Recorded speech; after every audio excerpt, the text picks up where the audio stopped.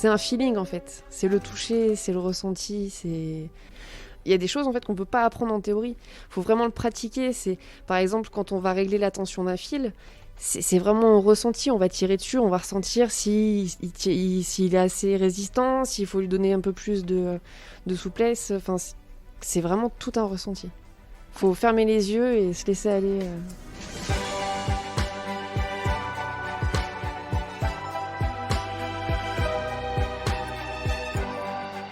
Vous êtes-vous déjà demandé à qui sont les mains qui fabriquent chaque jour la mode et le luxe ? Derrière chaque vêtement, chaque accessoire et chaque objet, il y a des femmes et des hommes qui perpétuent au quotidien des gestes et transmettent leur passion. Ce podcast va vous emmener à la rencontre de ces amoureux du savoir-faire, des anonymes qui détiennent un savoir précieux pour faire la mode et le luxe de demain. Aujourd'hui, ces femmes et ces hommes de l'ombre nous racontent depuis les coulisses leur métier, leur passion, leur envie de transmission d'un savoir-faire unique. Parce qu'aujourd'hui en France, il y a plus que jamais la nécessité d'assurer la relève de ces métiers d'exception. Bienvenue dans le podcast Savoir pour faire.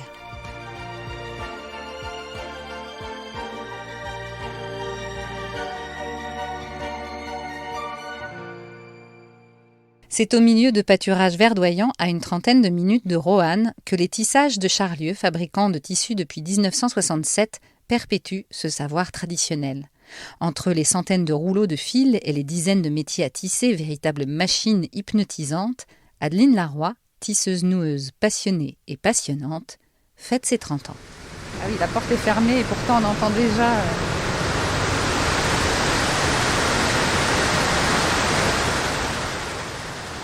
C'est quoi être tisseuse-noueuse ? C'est beau. Alors, donc on va fabriquer du tissu, donc le tissage pur. Mais pour pouvoir fabriquer ce tissu-là, pour pouvoir le tisser, il faut donc apporter une matière sur le métier. Et donc ça va être l'action du nouage. Donc on a la chaîne et la trame. Donc la noueuse va s'occuper de la chaîne. Donc on a un très grand nombre de fils, ça peut varier. Le plus grand nombre, il me semble que ça va être à peu près 14 000 fils qu'on a actuellement dans l'entreprise. Et donc, l'action du nouage, c'est de nouer tous ces fils, donc l'ancienne matière, avec la nouvelle matière, pour pouvoir partir sur un nouveau rouleau et pouvoir encore refaire du tissu. Forcément, comme on a une chaîne et une trame, la chaîne, au bout d'un moment, elle n'est pas infinie. Donc au bout d'un moment, l'ensouple, c'est le support de la chaîne. Il va falloir qu'on change cette ensouple-là quand elle sera terminée. Donc on va nouer tous les fils un par un avec une nouvelle ensouple, donc une nouvelle matière, on va dire, pour pouvoir refaire du tissu derrière. Il va falloir que vous me montriez ça tout de suite. Parce que pour que je comprenne, je pense qu'il faut se mettre dans le bain directement.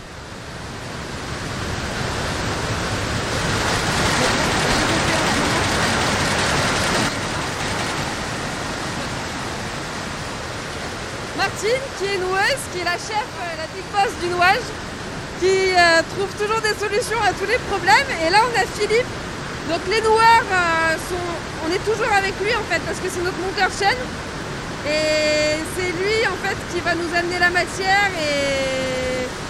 Et en plus, il est génial parce qu'il prend super soin de nous, donc c'est super. Bonjour. Bonjour. C'est moi qui change les chaînes en fait, qui remet en production les chaînes suivantes des métiers. Là, la machine à nouer, c'est vraiment de l'horlogerie. Hein. C'est très, très, très précis. Donc, on a deux raisons de faire un nouage. La première raison, c'est un changement de matière. Donc, par exemple, on a un métier qui est monté en polyester, donc qui va nous faire un tissu en polyester. Et on n'a plus forcément de commande. Par contre, on a une commande en coton. Donc, on va passer du polyester au coton. Donc, pour ce faire, on va couper le polyester sur le métier, changer l'ensouple, mettre une nouvelle ensouple avec du coton dessus, nouer tous les fils un par un entre eux pour pouvoir ensuite faire un tissu en coton. Alors on est d'accord que nouer tous les fils un par un, on ne le fait pas à la main. Alors on a deux solutions. Alors ici on noue à la machine, mais il existait et il existe toujours dans certaines entreprises, dont l'entreprise dans laquelle j'ai débuté le tissage, qui fait du ruban, on a donc soit le tordage, qui est l'action de tordre dans un sens, puis replier le fil et le retordre sur lui-même, donc à la main. Mais pas 14 000 fils. Ah, non, là par contre, on bah, est d'accord, d'accord, pas non, mais- 14 000 fils. C'est pour ça qu'on est vraiment sur du ruban. Donc on va être sur une petite centaine de fils au max. Voilà. Donc par contre, oui, pour 14 000 fils, on est d'accord que ça prendrait énormément de temps et pauvre tordeuse, je pense qu'elle en pourrait plus à la fin. Donc là par contre, Là, vous avez une machine incroyable oui, où il y a carrément une espèce de patte d'araignée, quoi, on dirait, qui prend chaque fil et qui fait le nœud. c'est ça. C'est exactement ça. En fait, donc chaque fil a sa place. On utilise une envergure pour donner la place à chaque fil. Donc il va vraiment trier chaque fil à sa place. Donc on a donc les deux fils jumeaux. Donc là, des deux nappes jumelles. Donc les nappes en fait, c'est l'ensemble des fils. Donc l'ancienne nappe et la nouvelle nappe avec les fils jumeaux. Donc la machine va approcher les deux fils jumeaux pour pouvoir les couper, les enrouler autour d'un cylindre, d'où va sortir un crochet qui va re-rentrer le fil pour pouvoir faire un nœud. Et donc du coup, elle va faire ça 14 000 fois. Vous en faites combien par jour? Pour une personne, on peut arriver à en faire entre 1 et 3, suivant le nombre de fils qu'il y a sur le métier. Entre 1 nouage et 3 nouages sur le nombre de fils. Quand j'ai vu votre collègue, malgré le fait qu'il y ait cette machine dont je parle, il faut être hyper vigilant parce qu'il peut ne pas prendre le fil ou casser un fil. Des moments, quand il y a un couac dans la machine, qu'il y a un fil qui se met en travers, ça casse tout sur son passage. Donc on parle en nombre de fils par minute. Ouais. On peut monter jusqu'à 600 nœuds par minute. Donc sur du polyester, du gros polyester, ça passe, on va dire. 600, c'est quand même assez rapide, on va être sur du 500, mais c'est quand même pas mal. Et on a des matières pour lesquelles on va tourner à 100, 120. Parce que si on tourne trop vite déjà, le crochet, donc la patte d'araignée, va casser tous les fils sur son passage. Et après, c'est pareil, dans le nouage, il y a une tension particulière à mettre selon la qualité du fil, si c'est du polyester, si c'est du polyamide, si c'est du coton.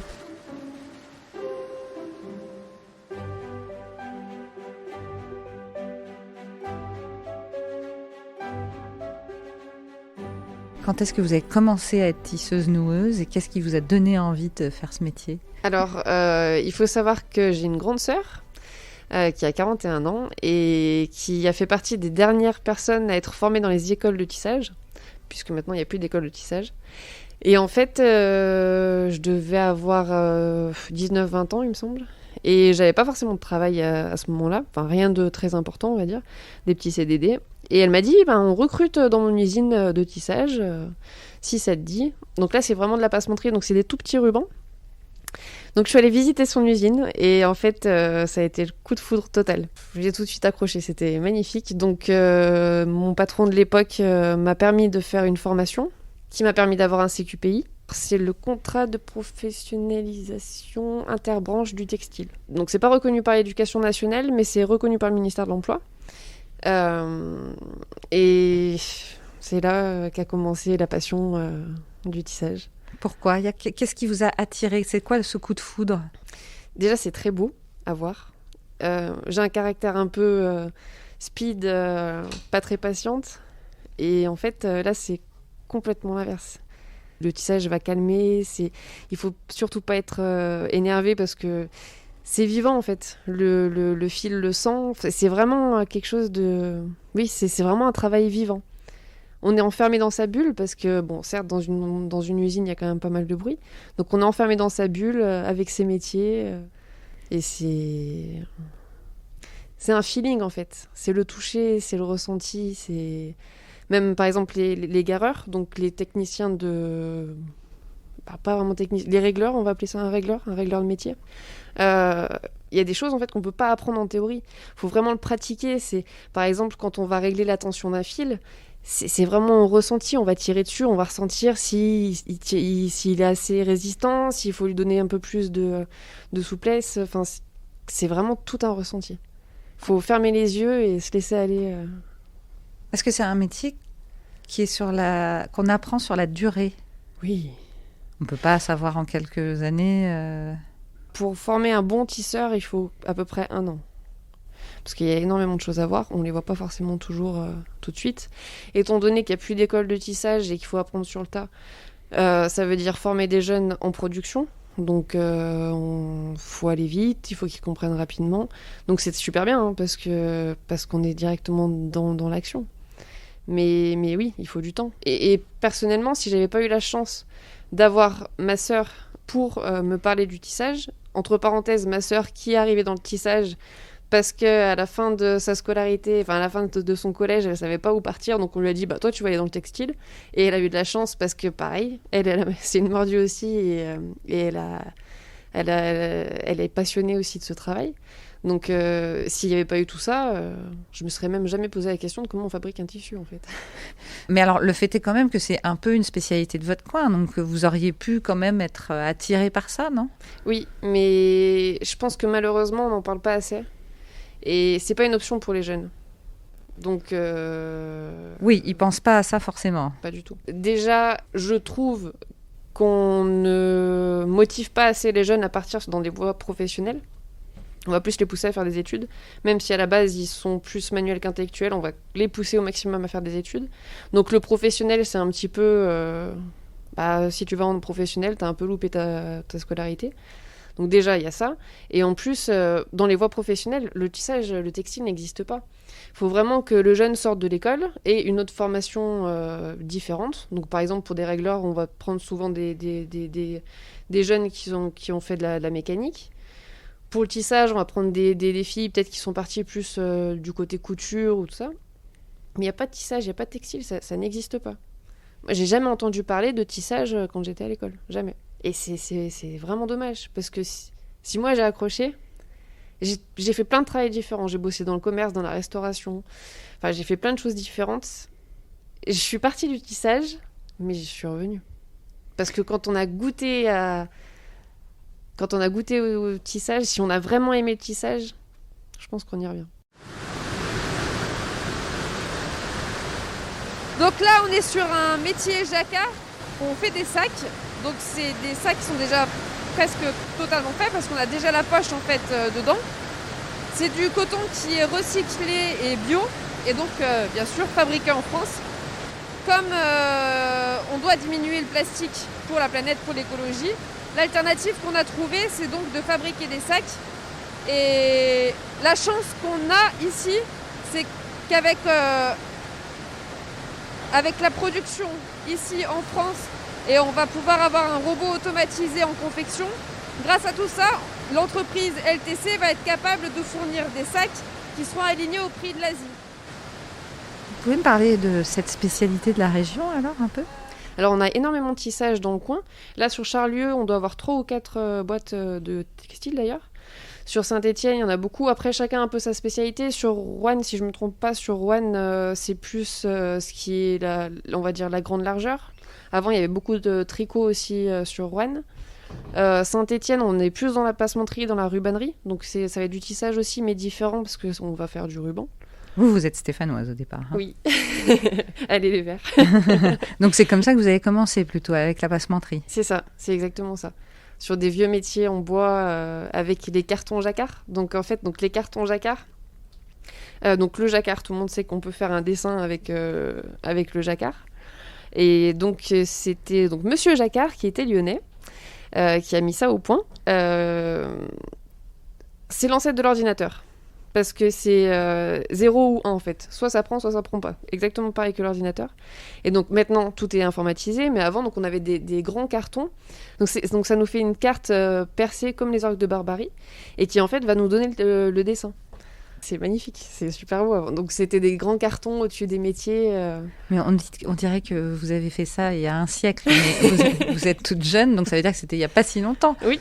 À Saint-Just-à-Rambert, dans l'entreprise Julien Faure, où travaille ma sœur, il y a encore quelques métiers qui sont équipés avec ce système-là. Et on peut voir aussi dans les musées, il y a un musée à Charlieu, il y en a à Chauffaille, il y en a un très très beau musée à Lyon. Et donc il y a encore ces vieux métiers avec les cartes jacquard. C'est magnifique. Mais c'est marrant parce que j'ai l'impression que ce métier, il vous a aussi appris à vous connaître mieux, vous. Oui. Déjà pour la simple et bonne raison que, comme je vous disais tout à l'heure, on est dans notre bulle, étant donné qu'il y a beaucoup de bruit. On est vraiment dans notre bulle et donc déjà on a le temps de réfléchir, on a le temps de faire le point sur plein de choses. Donc des moments c'est bien, des moments c'est moins bien, mais en général c'est quand même bien. Et puis étant donné qu'on a un manque de manœuvre, en général on est quand même plutôt autonome rapidement. Et donc qui dit autonome dit forcément on va se responsabiliser beaucoup plus vite. Et en plus, dans cette entreprise-là, donc au Tissage de Charlieu, la grande chance qu'on a, c'est qu'on est une entreprise dite responsabilisante, libérée, le mot que vous préférez, où chacun prend ses responsabilités. Une tisseuse qui voit par exemple qu'un article ne va pas, elle a le droit, elle peut très bien dire non, ça on arrête, il faut le régler, ça va pas, il y a quelque chose. Enfin voilà, on est vraiment. Notre patron nous donne la chance de pouvoir vraiment nous épanouir dans notre travail.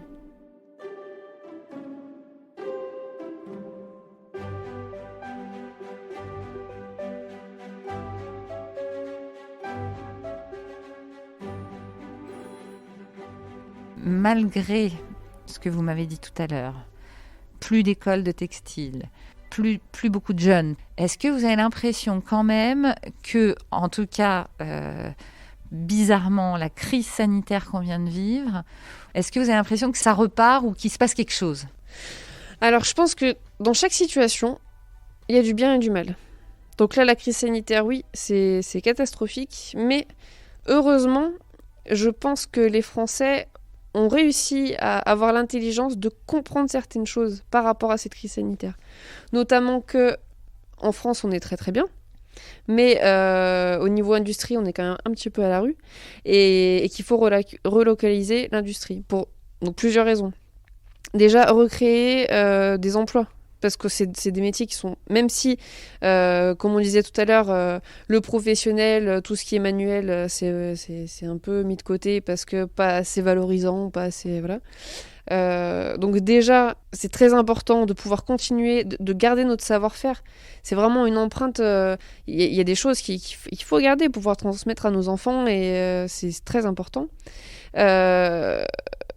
L'autre côté bénéfique de la crise aussi, c'est qu'on s'est rendu compte que si demain on ferme les frontières, on n'a plus grand-chose. Et si on n'a pas les pays asiatiques pour nous fournir des masques, de ci, de ça, on est perdu. Donc heureusement, en tout cas, notamment le textile français, donc notamment nous, avec la créatrice de chez LTC, Claire, qui a créé les masques quand donc le confinement a été annoncé le lundi. Le mardi, on commençait déjà à fabriquer des masques. Mon patron a balancé la méthode de fabrication du masque au plus grand nombre de tisseurs pour pouvoir y aller à fond et protéger le maximum de Français. Nous, ici, chez LTC, on ne parlait pas en masque produit, on parlait en personne sauvée.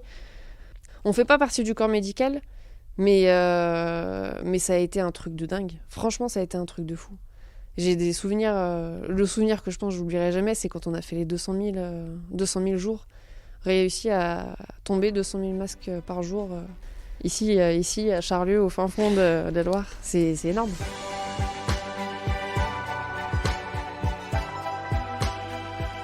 Donc en fait, après, c'est une logique à avoir. Oui, c'est ça. En fait, c'est ça. Il faut avoir le truc. C'est ça. Et après, on adapte. C'est pas grave, vous adaptez. Ouais, c'est ça. C'est comme alors, je ne serais pas noueuse demain, moi, je pense. Hein. Je pense pas non plus. Mais... merci, non, mais merci, vraiment. Non, je suis désolée, mais par contre, peut-être que dans un an, vous pourrez... Venez, il n'y a aucun souci. Oui, bien sûr, oui. Vous allez...